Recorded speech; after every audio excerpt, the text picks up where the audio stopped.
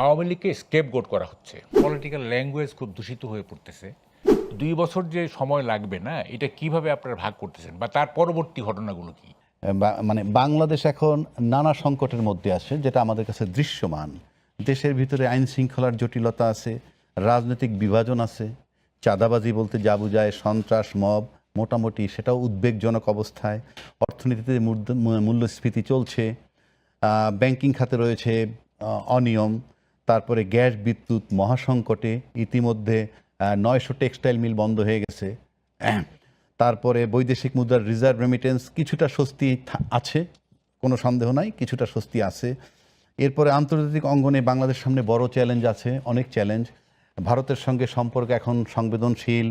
শেখ হাসিনার ভারত অবস্থান এবং তার প্রত্যর্পণের দাবি দুই দেশের সম্পর্কের অন্যতম বড় ইস্যু হয়ে আছে। এই ধরনের বিভিন্ন বিষয়, আন্তর্জাতিক এবং অভ্যন্তরীণ, এইসব সংকটের সমাধান নিয়ে আলোচনা করব। এবং এই আলোচনা পর্বে শুরুতেই যদি আমি আসি, শুরুতে আমি আসব জনাব মাহবুব কামাল ভাইয়ের কাছে। আচ্ছা, আপনি আমাকে বলেন, মানে আসলে সংকটটা কোথায় এবং বাংলাদেশ এখন কতটা সংকটে? সংকট, আমি রাজনৈতিক সংকট খুব একটা দেখছি না, ঠিক আছে? কারণ এনসিপি, জামাত তাদের এবং বিএনপির সঙ্গে সাপে নেউলে সম্পর্কটা এখন নাই আপাতত। সম্ভবত এটা শেখ হাসিনার যে ডিসেম্বরে আসার যে প্রতিশ্রুতি, সেইটার উপর ভিত্তি করে হয়তো ফ্যাসিবাদ ঠেকাও এই ধরনের একটা ঐক্য এখন চলতেছে। ফলে রাজনৈতিক সংকট আমি খুব একটা দেখছি না। সংকট আছে টুকটাক, যেমন পলিটিক্যাল ল্যাঙ্গুয়েজ খুব দূষিত হয়ে পড়তেছে। মানুষ, রাজনীতিবিদরা পর্যন্ত ডেসপারেট হয়ে যাচ্ছে, ভাষা খুব নিম্নমানের ভাষা প্রয়োগ করা হচ্ছে ইত্যাদি। এগুলি কিছু সংকট আছে, কিন্তু মোটা দাগে রাজনৈতিক সংকট আপাতত নেই। মানে ডিসেম্বর পর্যন্ত আমার মনে হয় না কোনো রাজনৈতিক সংকট থাকবে।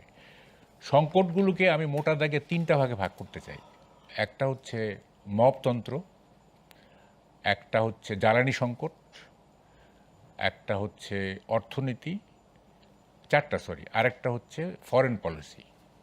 মোটা দাগে মব, জ্বালানি, অর্থনীতি এবং ফরেন পলিসি, এই 4টা মোটা দাগে সংকট বিরাজ করতেছে। আমি জ্বালানিটা একটু বলি না, এটা খুব নাকি আমি এটা কি বলেন, আমরা ছোট ছোট প্রশ্ন, ছোট ছোট উত্তর। না, জ্বালানিটা একটু বড় হবে। সেটা হচ্ছে যে দেখেন, বিএনপির যে নির্বাচনী ইশতেহার না, সেটা আমি পড়ছি, এই টকশো করার প্রয়োজনেই পড়ছি। সেখানে বলা হয়েছিল যে মানে 2030 সাল নাগাদ আপনার বিদ্যুৎ ও জ্বালানি খাতে উৎপাদন ও সঞ্চালন সক্ষমতা বাড়িয়ে 35,000 মেগাওয়াটে উন্নীত করা হবে বিদ্যুৎ ক্যাপাসিটি, ঠিক আছে, 2030 সাল নাগাদ। এবং সঞ্চালন লাইন 25,000 সার্কিট কিলোমিটার সম্প্রসারণ করা হবে। এটা কিন্তু বিএনপির ইশতেহারে আছে। ওখানে কিন্তু বলা নাই যে শেখ হাসিনার আমলে বিদ্যুৎ খাতে যে সমস্ত সংকট তৈরি হয়েছিল, যে সমস্ত প্রবলেম তৈরি হয়েছিল, সেগুলির কথা কিন্তু বলা নাই। তারা স্ট্রেট ওয়ে বলছে যে আমরা 230 সালের মধ্যে এটা করব। এখন আমরা শুনতেছি, যেহেতু বিদ্যুৎ নেই, গ্যাস নেই, এখন শুনতেছি যে সব ফ্যাসিবাদ ধ্বংস করে দিয়ে গেছে। তাইলে যদি ফ্যাসিবাদ ধ্বংস করে দিয়ে থাকে, তাহলে আপনাদের নির্বাচনী ইশতেহারে ওই কথাটা কেন বলছিলেন? ওখানে বলতেন, নোট, একটা ফুটনোট দিতেন যে শেখ হাসিনার আমলে এই হয়েছে, ফলে আমাদের দেরি হবে, এটা বলতে পারতেন। এখন আওয়ামী লীগকে স্কেপগোট করা হচ্ছে। স্কেপগোট, আমি এটা একটু ব্যাখ্যা করি। স্কেপগোট শব্দটা আসছে এইভাবে, 400-500 বছর আগে খ্রিস্টান ধর্মযাজকরা মনে করতেন যে মানুষ যে পাপ করে সেটা ছাগলের কারণে, এবং তারা ছাগলকে মরুভূমিতে পাঠায় দিতেন। ওখান থেকে আসছে স্কেপগোট, অর্থাৎ নিজের দোষ অন্যের ঘাড়ে চাপানো। এটা নানাভাবে হয়। যেমন ধরেন একটা কোম্পানি, না, কোম্পানিটা লস করলো, ফেল করতেছে। এখন দোষ কিন্তু হায়ার এক্সিকিউটিভ নিবে না, তারা করবে কি, নিম্ন অধস্তন যারা আছে তাদের যে কোনো একজনের ঘাড়ে চাপায়, যে এই তোমার কারণে এই কোম্পানি লস করলো, ঠিক আছে? কী ধরুন খেলা, না, খেলা তো একটা টিম ওয়ার্ক, ধরেন ফুটবল টিম ওয়ার্ক। এখন হেরে গেছে, এখন করবে কি স্কেপ গোট একটা বের করবে, এই তুমি ওই সহজ গোলটা দিতে পারো নাই, হ্যাঁ এটা যে একটা টিম ওয়ার্ক ওইটা ভুলে যাবে, এটা ওইভাবে মারলেই তো গোল হয়ে যেত। সো এই যে অন্যের ঘাড়ে দোষ চাপানো, এইটা একটা মানে সহজাত প্রবণতা মানুষের, এবং বিদ্যুৎ খাতের যে দুরবস্থা, এইটা স্কেপ গোট খোঁজা হচ্ছে। যদি নির্বাচনী ইশতেহারে এরকম বলা থাকতো যে আমাদের এই সংকট আছে, সুতরাং আমাদের সময় লাগবে, এখন বলা হচ্ছে যে 2 বছরের নিচে এটা কি বলে যে স্বাভাবিক হবে না।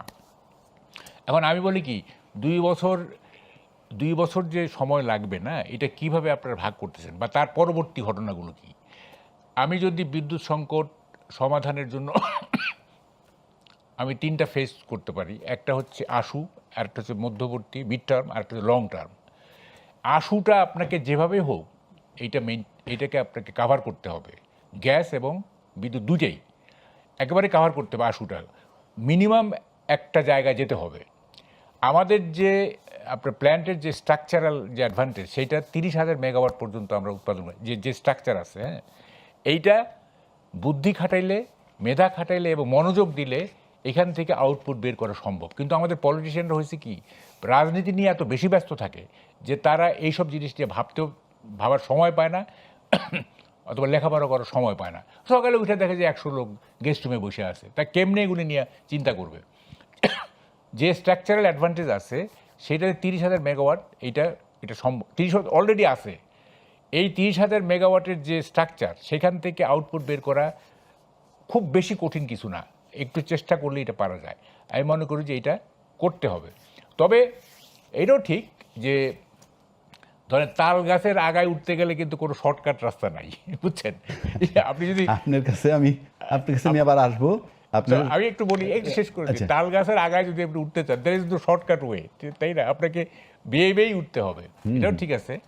এখন আপনাকে এই আর মিড টার্ম যেটা না, প্রধানমন্ত্রী বলছেন যে পার্লামেন্টে উনি 10 বছরের একটা প্ল্যান দিবেন জ্বালানি সিকিউরিটি, সেটা আমরা দেখি।